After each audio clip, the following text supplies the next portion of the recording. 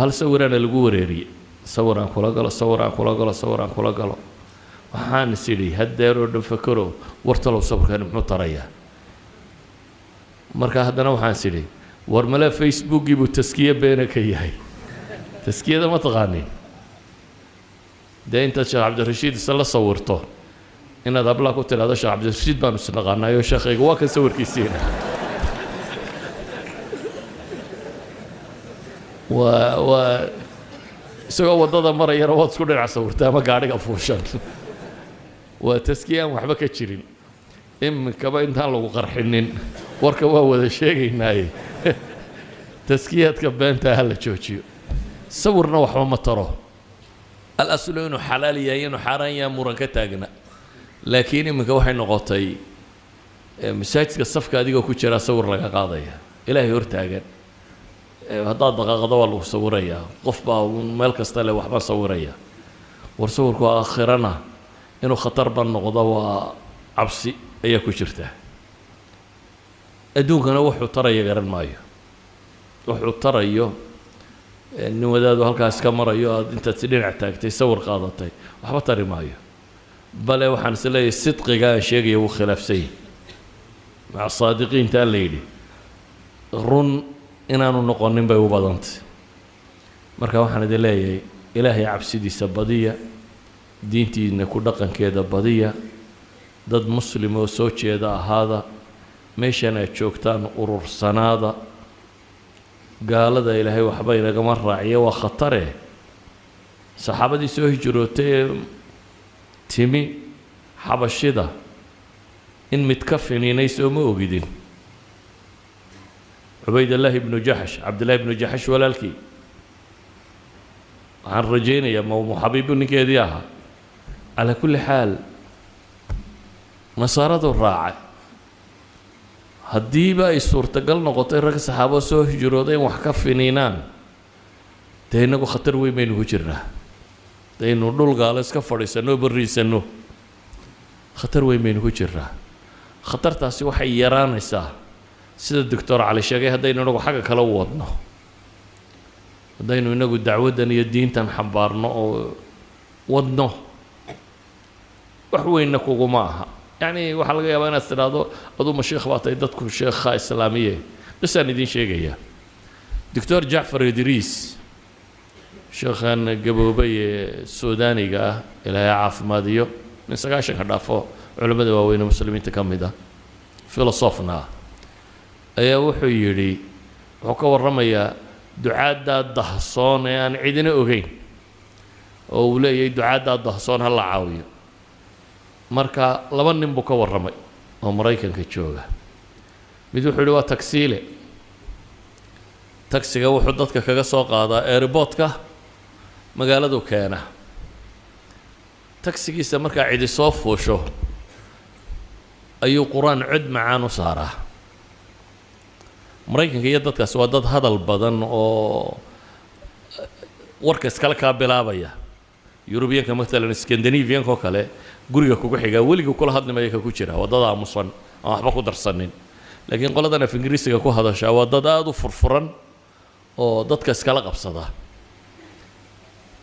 markuu qur-aan cod macaan saara bay yidhaahdaan heestani maxay ahayd isagu su-aashaa unbuu rabay inuu la weydiiyo waa cod macaan yee ninkan heestu qaadayo markaasuu wuxuu bilaabaa inuu yidhaahdo it's the last revelation from God waa waxyigii ugu dambeeyey samada ka yimaada halkaasuu ka bilowdaa markaa warkiisa 58 qof buu kursiga dambe iyagoo saarana shahaada u qabta 58 qof 6 bilood gudahoodna weeyaan maaha waqti badan 6 bilood gudahood buu 58 qof oo kursiga dambe ee taksiga saaran waa shahaada u laqibay ka labaad uu ka warramay waxa weeyaan nin soo islaamay oo aan aqoon diineed oo badan lahayn muslimuun iimaanku galay oo iimaanku ka dhab yahay niman carbeed oo muslimiin oo masaajidda ku tukadaya waryaadhe war dadkani naartay ku socdaane kaalayo raaca dadka anaa soo qabanaya idinku kaan idin keena wuxuu sheega maalinba laba dadkan masaajidka jooga af carabigana yaqaana ayuu kaxeeyaa isagu faatixadu dirka ku akhrinaya waddada dadka maraya ayuu is hortaagaa ma rabtaa inaad islaamka wax ka ogaato dee waa bini aadama wax walba oo ku dhaca qaar waxay dhahan war naga banneey iska daaya buu yidhaha isagaa diiday ka yidhaahda islaamku muxuu yahay gacantuu qabtaa wuxuu yidhaha warkan wuxuu sii sheega dabeetana isagu waddadu ku noqdaa isagu dadkaa waddada maraya ee laga khajilay islaamku qofkaasaad iskala hadli ayuu indha caddays ugu tagaa unoo yidhaahdaa war diinta wax ma ka rabtaa inaad ka ogaato kii yidhaahdaa muxuu yahay gacantuu qabtaayo nin carbeed halkan taagan buu ugeeyaa wuxuu yidhaahdaa diinta u sharax waxaan uga dan leeyahay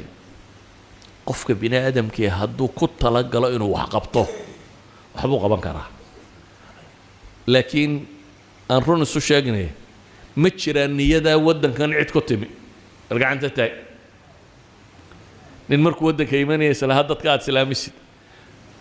mise waxaynu u badannay nin islahaa cilmi ka qaado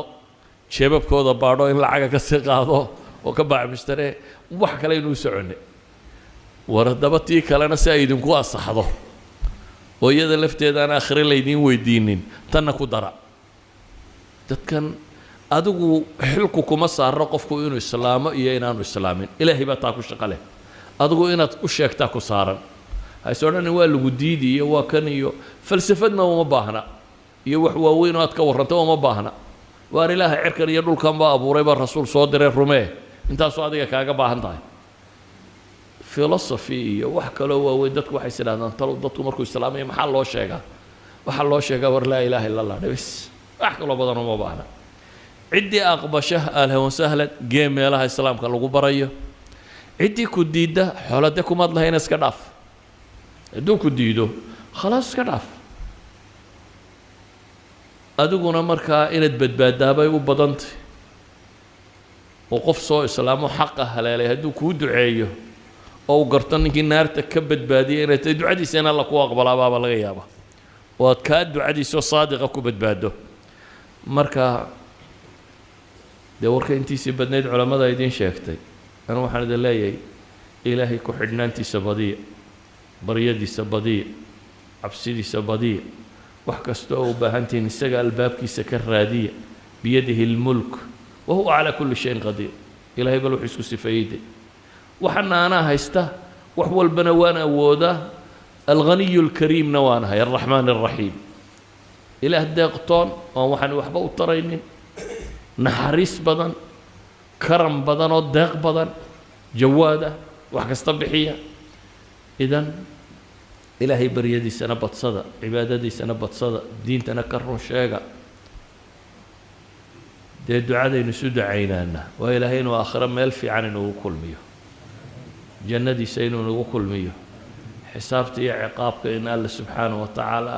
inaga fudaydiyo rabbi kuwa cafiya inuu inagu daro intaa kadib idinkana waa idiin mahadnaqaynaa sidaa noo maamusteen ee noo soo dhiirigeliseen dee kolley qofka halkan fadhiya hadday 4 qof soo hor fadhiisatana waa yara niyad jabaa haddii meesha lasoo buuxiyana wallahi halkan kusoo noqnoqoshay leedahay buu yidhaahdaa oo dee wuxuu is idhaahdaa dadku niyaday u dhisayaan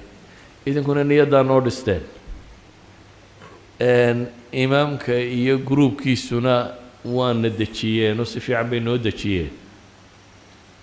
safiir xigeenkuna dee wuxuu naga keenayba v I b du naga soo saaro halkii neeriboodku naga soo saaray niman ilmo xaaji axmedina madaxay nagu qaadeen oo waana sidaan weli cidii dhulka nama dhigin marka ilaahay waxaan ka baryayaa intiinaba in ilaahay khayr ugu bedelo wixii camalee wanaagsan ee geysateenna in ilaahay subxaanahu wa tacaala idinka wada aqbalo annagana waxyaga inaan ilaahay sumca iyo riyaa ka dhigin ee wuxuu aqbalo annagaa ugu baahi badan aqbalaade inamaa yataqabalu allahu min almuttaqiin wax waa la sheegaa laakiin inta ilaahay xaggiisa laga aqbalaa waa inta ahlu taqwa ay sheegaan ee ilaahay inuu naga dhigo kuwa kelmadooda aqbalo sala allahu calaa muxamedin wacala alihi wasaxbihi wasalam walxamdu lilaahi rabbi alcaalamiin الحمد لله وصلى الله على نبينا محمد وعلى آله وصحابته أجمعين ما دام ليسو دردار مايو علماء مشايخنا أيدين دردار مين وحير دلني يرضى ما قرنا يهدي إن شاء الله قردر يقومها لكن سحواي إن بن فيليا وحرب إن ودردار مو